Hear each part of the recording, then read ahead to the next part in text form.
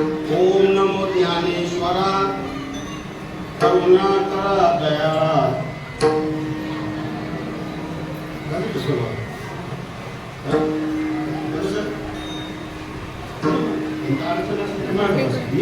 सुरुवात केली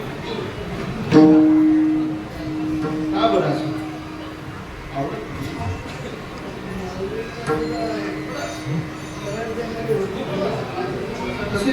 मला नाही आवडत ते काहीच नसेल आणि भात मांडी काय केलं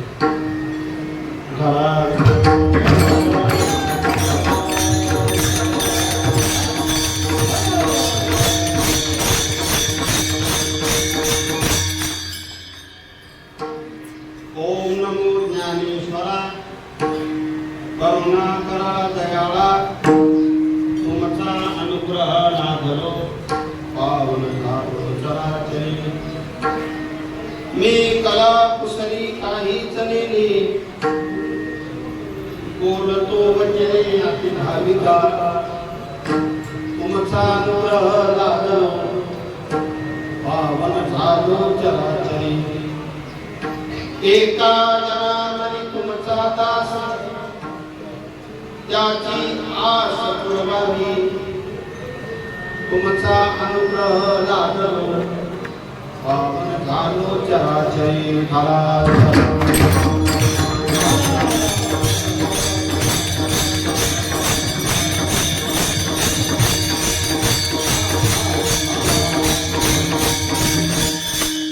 ओम नमो ज्ञानेश्वरा करुणाकरा दयाळा तुमचा अनुग्रह लाभलो पावन झालो प्रत्यक्ष कृती करायला किती अवघड आहे ते झालं शब्दाचं माध्यम आणि त्यातूनही ते सार्थकी ठरेलच असं सांगता येत नाही. मी नेहमी सांगत असतो खाजगीमध्ये आमचे उत्कृष्ट कीर्तनकार देवरायांची कृपा असलेले हरिभक्त परायण कळणीकर माऊली उभे आहेत बरं का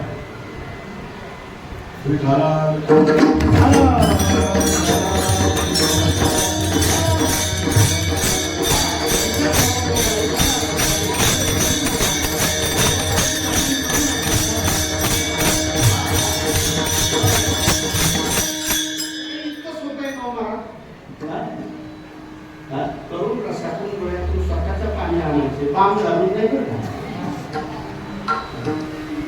उगाच आपल्या लढत तसं नाही. मी काय बोलतो ते लक्षात घ्या. ज्ञानोबरांची ज्ञानेश्वरी आणि त्या ज्ञानेश्वरी मधल्या 9033 ओव्या मी म्हणतो एक ओवी जाऊ द्या एक चरण जाऊ द्या एक शब्द असा नाही की त्याच्यामध्ये रस नाही.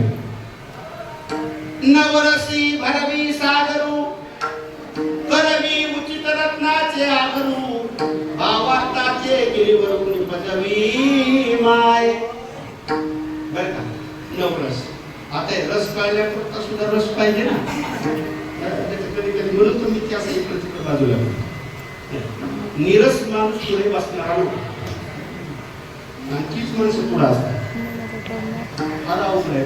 इथं नाही ना नीट बसलं पाहिजे नीट ऐकलं पाहिजे पायाची व्यथा असलं तर थोडं ना बसायचं आणि मी पण थोडं ऍडजस्ट केलं पाहिजे असं तुम्ही उभे आहेत ना. रस माझा मुद्दा लक्षात घ्याव रस चाखायचा आहे. भक्ती रस असेल किंवा साहित्यातले नवरस असतील त्या नवरसामध्ये रंगून जायचंय डुंबून जायचंय दंग व्हायचंय म्हटल्यानंतर आपल्याला सुद्धा आपली उंची वाढवावी लागेल. मी काय हे सांगतोय शब्दाच्या माध्यमातून एखादा रस मी उदाहरण फक्त तुम्हाला करुण रसाचं दिलेलं आहे. वीर रस असेल हास्य रस असेल शृंगार रस असेल नवरसापैकी कोणतेही रस असेल आणि ज्ञानोबरायांच्या साहित्याची ही विशेषता मी तुम्हाला सांगतो बरं का.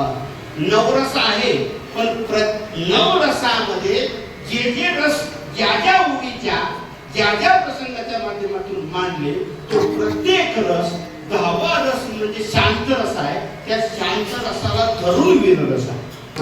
त्या शांत रसाला धरून हास्य रस आहे. त्या शांत रसाला धरून शृंगार रस असेल, करुण रस असेल, अद्भुत रस असेल, हे सगळे रस आहे. ही ज्ञानोबरांच्या साहित्यातली काय विशेषता आहे.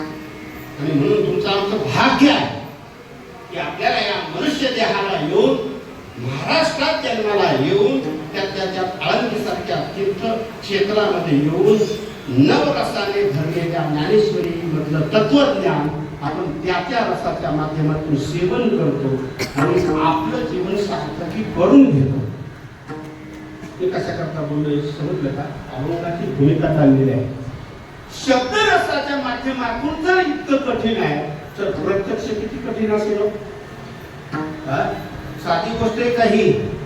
म्हणून मी शब्दाची प्रक्रिया सांगितली आणि त्याच्या पुढची सर्वात महत्वाची प्रक्रिया आहे गुरुकृपा असेल, संत कृपा असेल तर एकच प्रमाण सांगतो नाटकाच्या अभंगामधलं आणि पुढे चलतो कृपाया केली संतजनी.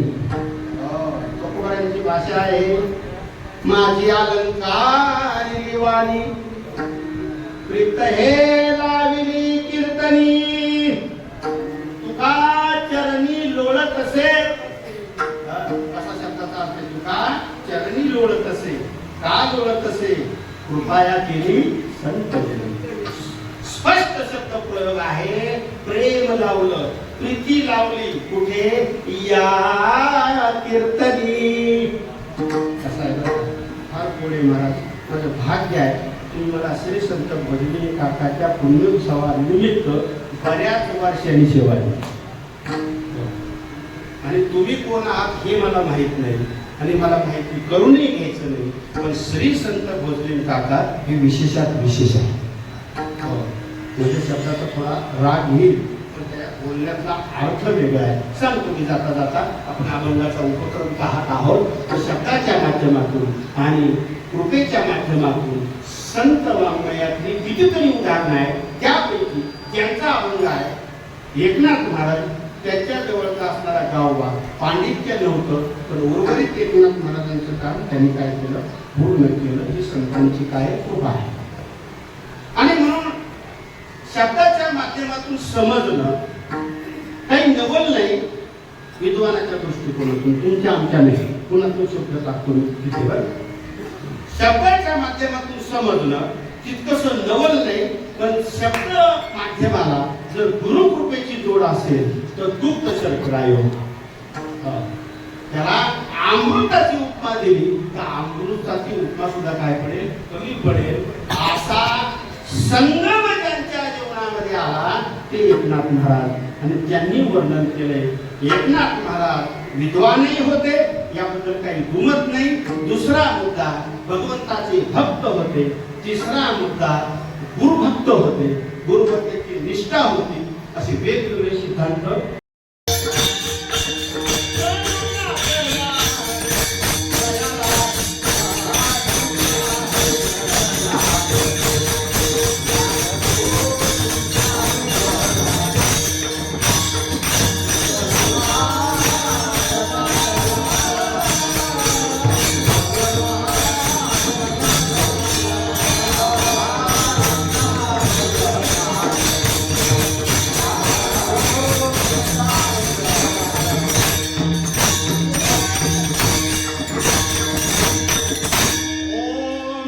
ज्ञानेश्वरा